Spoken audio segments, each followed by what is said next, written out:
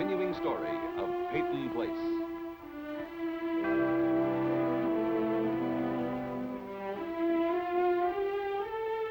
Starring Dorothy Malone as Constance Mackenzie, Ed Nelson as Michael Rossi, Mia Farrow as Allison Mackenzie, Ryan O'Neill as Rodney Harrington, Barbara Parkins as Betty Anderson, Tim O'Connor as Elliot Carson, Christopher Connolly as Norman Harrington.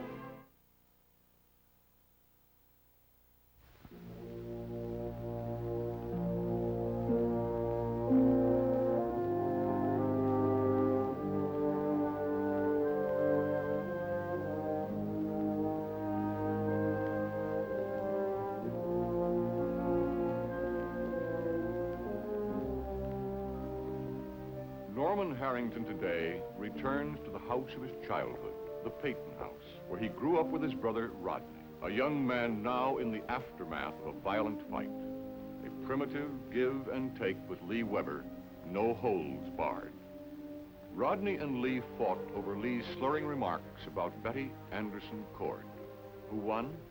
The question torments Rodney as it tormented him nearly a year ago when his opponent, Joe Chernak, died.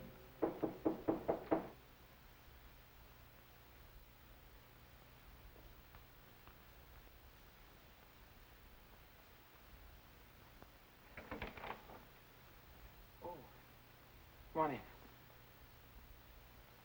What's up? That's what I wanted to ask you. Rita told me you got in a fight with Lee.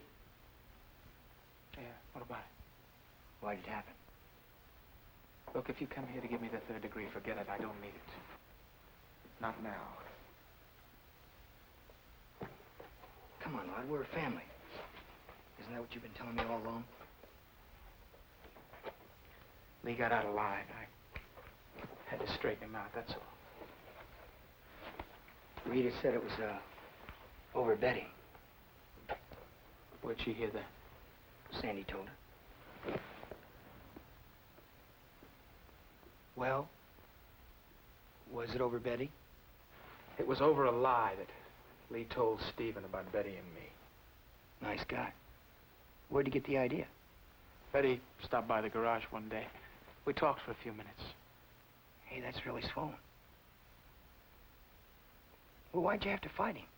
Why didn't you just fire him? How should I know? He bugged me. How come you fought Joe Chernak? I didn't like what he said about Rita. Well, I didn't like what Lee said about Betty. Well, it's a little different, though, isn't it? I was going with Rita. Betty's married to Stephen. If anybody should fight for her, it should be him, shouldn't it? Not this time. Why not? Are you mixed up with Betty again? No, I'm not mixed up with Betty again. Look, I never asked you too much about Betty because, well, I figured you knew what you were doing. But let's face it, you're not exactly the typical divorced couple. You're still friends and you spend a lot of time in this house together. What's that supposed to mean? It's not smart to start getting in fights over Betty. If Lee wants to smear you, you're making it pretty easy for him. What's the matter, Norm? Do I embarrass you now that you're a respectable married man? That's not what I meant, and you know it. All right, I shouldn't have come over. I just thought you might want to talk to someone. Listen, Norm, my head is bouncing things off like the inside of a handball court. Well, I better go. Hey, wait a minute. Before you came in, I was having a dream, a nightmare. I was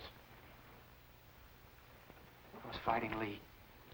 And then I was fighting Joe, and then it was Lee again, and then Joe, and I kept smashing him. And then I saw Joe lying there dead in front of me again. I tell you, I don't think I'll ever stop blaming myself for what happened to him. Come on, Rod. You don't believe that. You know you didn't kill Joe. Look, Stella Chernak told a lie. And you live with it, and you've thought about it for so long that you believe it's the truth. Maybe it is the truth. No. The truth is that Joe Chernak was a half-baked jerk who would have ended up face down on the wharf whether you would have been there or not. And the truth is that Lee Weber is another half-baked jerk who's going to go through life pushing anyone who'll let him. There are always going to be guys like that, Rod. The trouble is, there are not enough guys like you to stand up to them. Is it standing up to them? Or is it looking down at them? Who gives me the right to back them into a corner? And who gives you the right to call them a jerk? They do. The minute they start telling lies about a guy that'll mess up his whole life, that'll start a fight. Then they pick up a gaffing hook when they see they can't finish it. I better go. Hey. You know, for a kid brother, you're growing up pretty fast. Right now, I'd say you were about 3 or 4 years older than me.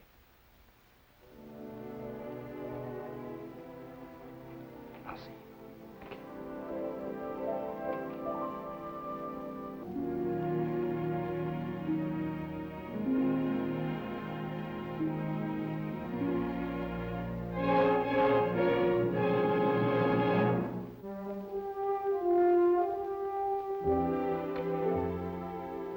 Wait for me, Thomas. Of course, Mr. Peyton.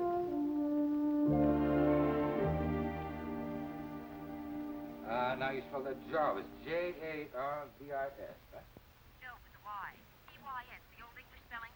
Perhaps if I went over the entire guest list just once more to be sure. No, thank you. Sylvie, I'm sure I have it right here.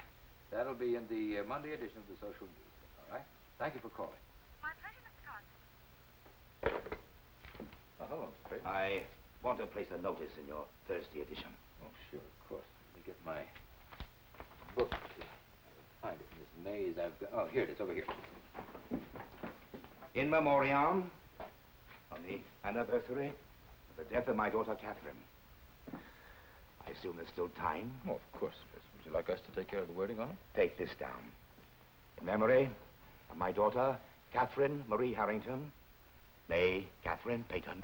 Excuse me, Mr. Peyton. You're going a little bit too fast for me. I don't take shorthand. Let me know when you're ready. All right, I'm ready. Born November 15th, 1918. Die August 29th, 1964. Beloved child, loving mother. In quotes, praising what is lost makes the remembrance dear and sets slanderous tongues at rest. That's dear. And sets... Slanderous tongues. That's my personal comment, not a continuation of the copy. Oh, I see. Then you want the notice to stop with the quote from Shakespeare, then? You recognized it? Yes, that's all's well that ends well, I believe. Yes. Now, how big do you want this notice to be? I'll leave that to your good taste. 6 inches and 2 columns. That'll do it well enough. All right, that'll go in Thursday's edition. Thank you very much for the business, Mr. Peyton. We'll bill you. I admire your forbearance, Mr. Carson. Yes? I know your opinion of my daughter. I don't ever remember discussing that with you. Nevertheless, your self-control is admirable. All right. I'll tell you very frankly that I never have put your daughter, Catherine, in the same class with Florence Nightingale, but what's the point? The point is that your reaction to my daughter is not unique. You never let go, do you? What are you trying to prove, anyway? Prove? Yes. I mean, when I made this slip a while ago and I called this notice an ad, well, after all, it is an ad, isn't it? I mean, it's an advertisement trying to convince the people in this town that your daughter wasn't really the kind of woman she really was. That she wasn't really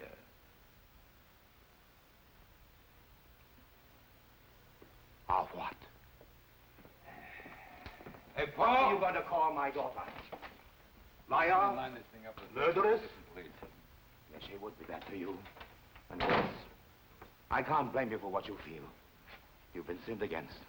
Whatever you feel about my daughter, you have reason. But what else were you going to say my daughter was, Mr. Carson? Well, at this moment, Mr. Peyton, I can't say anything. I hardly knew her. That could be said of almost everyone in Peyton Place. Yet I've heard her called many things by those who envied her. I never envied her, Mr. Peyton. My daughter was a troubled girl. High-spirited, beautiful. Perhaps I gave too much to her. But men took too much from her. Every morning, when I came down those stairs and saw her portrait, she was a fine person. Gracious, gifted, and warm. You know something, Mr. Peyton? That's very good. That's very, very good. I think you've almost convinced yourself about that.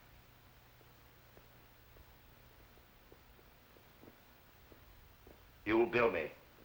But you're not going to stop there, are you, at all? You're going to keep right on trying to sort of overcome this almost, isn't it? Praising with that which is lost. All's well that ends well. Did it end well for either of us? Did it ever really end? Mr. Peyton?